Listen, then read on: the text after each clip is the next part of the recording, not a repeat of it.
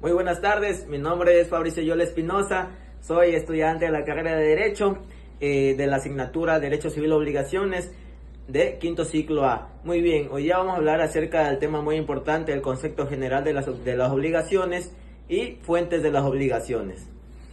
Ya, muy bien, vamos a hablar acerca del concepto de las obligaciones. Bueno, en el ámbito del derecho civil ecuatoriano, una obligación es un vínculo jurídico por el cual una persona, el deudor, está comprometida a cumplir una prestación a favor de otra. El acreedor, esta prestación puede consistir en dar, hacer o no hacer algo. En este caso, según el artículo 1453 del Código Civil ecuatoriano, las obligaciones pueden nacer del concurso en el sentido real de las voluntades, de un hecho voluntario, de un hecho ilícito o por disposición de la ley. En este caso, la obligación viene del latín obligare, en el sentido de atar o ligar. La obligación es un vínculo jurídico por la cual una persona o más partes están en este vínculo, es llamada deudor y acreedor. Esta persona está prácticamente obligado o comprometida legalmente en dar, hacer o no hacer algo. La obligación viene a ser el fruto para que se dé prácticamente un contrato y ya. En caso que el deudor no quiera cumplir con lo acatado en lo que se dispuso, el acreedor puede exigir el cumplimiento o una indemnización conforme lo que está dispuesto con el Código Civil ecuatoriano. Muy bien, vamos a comenzar con los elementos de la obligación. Los elementos, hay tres tipos de obligaciones. En este caso vienen a ser los sujetos, que son las personas que intervienen. En este caso, el sujeto pasivo viene a ser el deudor, mientras que el sujeto activo viene a ser el acreedor. Su prestación es dar, hacer o no hacer algo. El vínculo jurídico es la que está unida entre dos o más personas en lo que es una prestación por obligación a que se debe cumplir. Muy bien, la obligación, voy a poner un ejemplo de que es una obligación de dar. En este caso, el acreedor viene a ser una persona, en este caso Ana, el deudor Pablo. El objeto aquí es de dar, entregar una cama de 2 plazas. Aquí el vínculo jurídico, el contrato de compra y venta que obliga legalmente al acreedor, en este caso Pablo, a entregar la cama de 2 plazas a Ana, quien es el deudor. Y para esto, Pablo tiene la obligación de dar la cama de 2 plazas a Ana, porque existe un contrato que lo vincula prácticamente jurídicamente con Ana. Muy bien, en la obligación de dar, un ejemplo también en el acreedor Juan, el deudor que viene a ser Fabricio. El objeto de hacer en este caso aquí es de reparar una moto a Fabricio. El vínculo jurídico viene a ser el contrato de la prestación de servicios en la que obliga a que debe Juan realizar la reparación mecánica de la moto de Fabricio. Muy bien, y obviamente Juan está obligado a hacer la reparación debido al vínculo jurídico del contrato conforme a la ley. Y en el caso, un ejemplo de no hacer, el acreedor Fabricio, el deudor Ana, el objeto es no hacer, no construir más de un piso. ¿Por qué? Porque el vínculo jurídico en el acuerdo está contractual impide que legalmente a Ana se le haga realizar esa construcción. En este caso, Ana tiene la obligación de no hacer porque existe un vínculo jurídico que se le prohíbe la construcción de dicho piso. Ya, muy bien. El vínculo jurídico es la relación legal que une al acreedor y al deudor, por la cual el deudor queda obligado a dar, hacer o no hacer algo. Y el acreedor tiene el derecho de exigir su cumplimiento conforme a la ley, lo que está dispuesto en el contrato. Más bien, en el artículo 554, las obligaciones nacen ya del concurso real, en este caso las voluntades de 2 o más personas, como en los contratos o convenios, ya sea de un hecho voluntario o de la persona que se obliga, como la aceptación de una herencia o legado, y en este caso, en todos los cuasicontratos, ya que hay una consecuencia, un hecho que ya se ha inferido, una injuria o daño a otra persona, como en los delitos y los cuasidelitos ya por disposición de la ley, como en otros los padres y los hijos de familia. Muy bien, también otro artículo en especial, el artículo 1454. El contrato o convención es un acto por la cual una parte se obliga con otra a dar, hacer o no hacer alguna cosa. Cada parte puede ser una o muchas más personas. En este caso, una obligación tiene que tener, en este caso, estas características. Si no hay esta obligación, no se puede haber un sujeto A y un sujeto D, en lo que se puede convenir en un acreedor con el deudor. Muy bien, vamos a hablar acerca de las fuentes de las obligaciones. Según Bonacase, aunque las obligaciones se manifiestan a través de actos y hechos jurídicos, su verdadero origen de la ley es que la otorga una eficacia jurídica a dichos acontecimientos. Si la intervención de la ley prácticamente no se cometiera estos actos ni estos hechos que se pueden hoy en día producir como obligaciones tan exigibles. Los hechos jurídicos prácticamente pueden ser naturales o humanos, voluntarios o involuntarios, mientras que los actos jurídicos constituyen manifestaciones de voluntad destinadas a crear, modificar o extinguir relaciones jurídicas en este caso. De esta forma, las obligaciones se clasifican en contractuales cuando provienen de un contrato y extracontractuales cuando surgen, en este caso, situaciones ajenas en un acuerdo de voluntades, cuando en este caso ambas personas están voluntariamente en acatar con eso lo que dispusieron prácticamente, y para que esto esté en la ley actúa con fundamento esencial en este caso. Muy bien, vamos a hablar acerca también del contrato. El contrato viene a ser un acuerdo de voluntades entre dos o más personas, como ya lo hemos dicho, que genera obligaciones según el artículo 1454 del Código Civil ecuatoriano.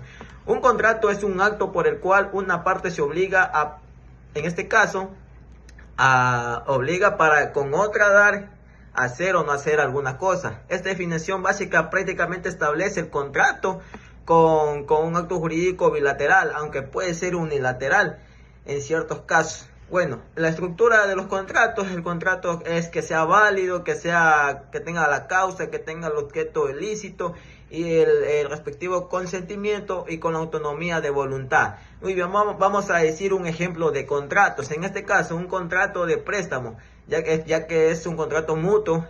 Préstamo puede ser de dinero. En este caso, el acreedor es el prestamista. En este caso, derecho a que se le devuelva el dinero. Vuelta al deudor es el prestatario, que obliga a devolverlo. Otro ejemplo también claro, el contrato de compra y venta. Ejemplo, la venta de una laptop. El acreedor viene a ser el comprador, tiene derecho a recibir la laptop, mientras que el deudor es el vendedor, él debe entregar la laptop. Ya, muy bien. El vendedor es el acreedor del precio, el comprador es el deudor del pago, y esto es llamado un contrato bilateral en este caso. La interpretación, y como ya lo explicó el doctor en una clase acerca de la interpretación y subjetivo y objetivo de esto, un ejemplo también claro, en la venta de una moto, el vendedor es el deudor de entregar la moto, el comprador prácticamente es el acreedor de recibirla. Aquí la interpretación objetiva es el contrato que dice, la moto se entregará el 1 de julio. Muy bien, esto es como que se interpreta literalmente lo que debe entregarse ese día exacto, sin considerar lo que las partes pensaron. Bueno, y la interpretación subjetiva, antes de firmar, ambas partes acordaron que si había retraso del proveedor, la entrega podía postergarse. Muy bien, otro contrato de arrendamiento en este caso, un ejemplo muy básico, el alquiler de un departamento. El arrendador, el deudor es el que permite el uso, el arrendatario es el acreedor del uso. Muy bien, en la interpretación objetiva es el contrato dice, el inmueble será destinado a uso habitacional. La interpretación subjetiva, ambas partes entendieron que solo viviría una persona por el tamaño del inmueble. Ya, muy bien, vamos a hablar acerca también en este caso, otra fuente de obligación que viene a ser los cuasicontratos. El cuasicontrato es un hecho voluntario ilícito que genera obligaciones jurídicas sin que exista un acuerdo previo de voluntades entre las partes, aunque no nace de un contrato, si más bien produce una relación obligacional, porque la ley reconoce efectos jurídicos al comportamiento de una persona en este caso. Ejemplo, como en la gestión de negocios ajenos, donde alguien administra asuntos de otra persona sin haber recibido ese mandato, a pesar de no haber consentimiento previo. Se crean obligaciones que deben cumplirse prácticamente. Según Cervantes, los principales cuasicontratos son la agencia oficiosa o gestión de negocios ajenos. Esto ocurre cuando una persona gestiona los asuntos de otra sin la autorización, porque el gestor debe actuar con diligencia y el interesado debe reembolsar los gastos y pagar la remuneración justa en este caso. También el pago de lo no debido. Bueno, se presenta cuando alguien prácticamente entrega dinero a una cosa que no tiene derecho a recibirla. La ley prácticamente lo obliga al receptor a restituir lo recibido, sin importar si actuó de buena o mala fe en este caso. También lo que viene a ser la comunidad existe cuando dos o más personas tienen derecho sobre una misma cosa sin haber celebrado un contrato. Esta situación genera obligaciones entre los comuneros y por ello se considera un cuasicontrato en este caso. Muy bien. Un ejemplo de la agencia oficiosa o gestión de negocios ajenos. Un ejemplo clarísimo. Fabricio viaja al extranjero y deja su casa, en este caso, cerrada. Y Juan, su vecino, sin que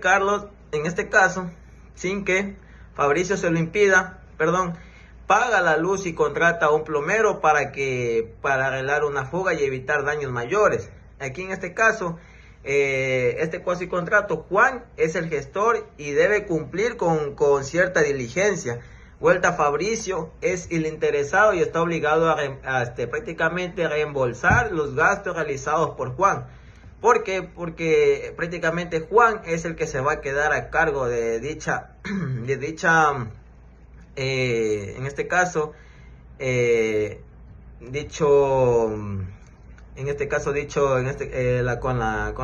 prácticamente lo que él va a desembolsar en los gastos que puede ser en la casa.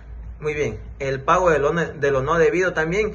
Un ejemplo, Pati transfiere por error 300 a la cuenta bancaria de Luis, creyendo que era otra persona. Y aquí en este cuasicontrato es que Luis, aunque no pidió el dinero, prácticamente debe devolverlo, ya que no tenía derecho a recibirlo, porque hubo una equivocación en este caso. Muy bien, un ejemplo de comunidad.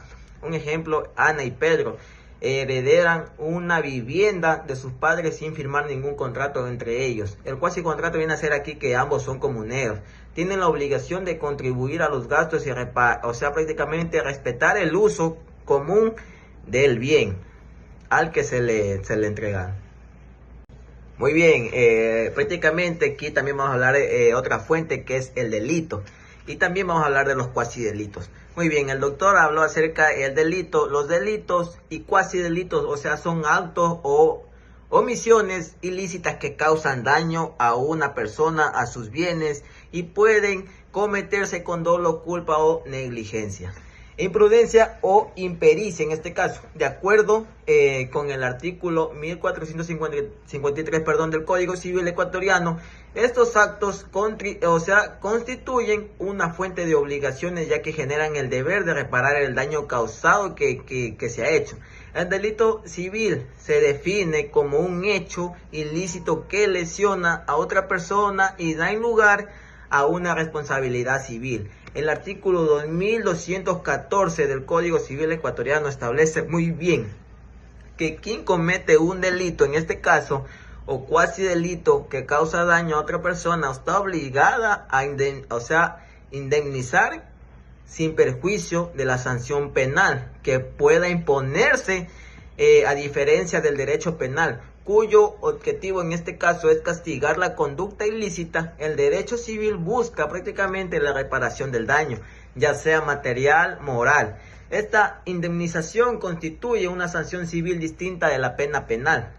Finalmente, es importante recalcar o aclarar que no todo acto ilícito es delito penal. Algunos generan únicamente responsabilidad civil en este caso, pero en todos los casos donde exista daño, nace la obligación de repararlo, o sea, la reparación que se pudo haber causado. En este caso, un ejemplo de delito civil con dolo.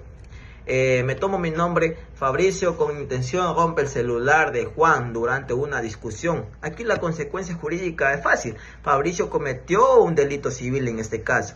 Y prácticamente yo como persona estoy obligado a indemnizar a Juan por el daño material causado de que yo cogí y le arrebaté el teléfono en el piso.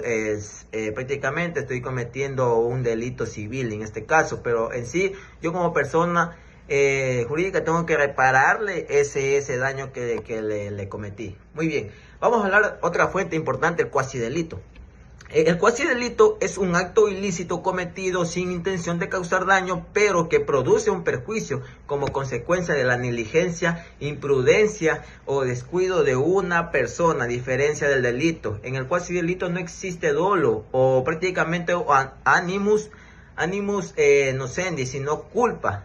O sea, lo que igualmente es lo que genera la obligación de reparar el daño causado que se hizo. Galindo 2017 prácticamente trata de decir que en la materia de indemnización el daño puede ser de dos tipos. El daño emergente corresponde a la pérdida real, en este caso puede ser de la persona. Inmediatamente, la inmediata y comprobable es que es sufrida por la víctima, mientras que el lucro cesante se refiere a las ganancias o los beneficios que se dejan de percibir como una consecuencia del hecho ilícito, o ambos conceptos son reconocidos por el diccionario en este caso de Pains y Pánico del español jurídico, y desarrollados por el derecho virtual en este caso. Muy bien, en consecuencia de cuando el hecho ilícito se comete con intención de dañar, estamos frente a un delito prácticamente, pero cuando el daño se produce sin intención por simple culpa, se configura un cuasidelito en este caso. Finalmente, tanto en los delitos como en los cuasidelitos rigen principios muy fundamentales. ¿Por qué? Porque es con alta responsabilidad civil, como la obligación de indemnizar, la responsabilidad solidaria, en este caso cuando intervienen varias personas, la responsabilidad objetiva en ciertos casos sean específicos, o sea, reconocimiento del daño también de la persona que sea moral, la prescripción de la acción en 4 años y en determinadas situaciones también la existencia de una acción popular para prevenir daños colectivos en este caso. Muy bien, un ejemplo que voy a dar acerca de un cuasidelito que está muy claro en especial. Andrea, propietaria de un edificio de oficinas, no realizó el mantenimiento periódico del ascensor, a pesar de conocer que presentaba fallas frecuentes. Un día el ascensor se detuvo bruscamente, provocando que Carlos, uno de los usuarios, sufriera una lesión al intentar salir. En este caso, Andrea no actuó con intención de causar daño a cierta persona en este caso, pero su falta de diligencia y cuidado generó que esta situación sea de riesgo, que terminó afectando a un tercero. El daño prácticamente ocasionado fue real y comprobable, por tanto como en el ámbito físico como económico en especial. Desde el punto de vista jurídico, este hecho constituye un cuasidelito, ya que el perjuicio fue consecuencia de una conducta culposa, sin la presencia de dolo.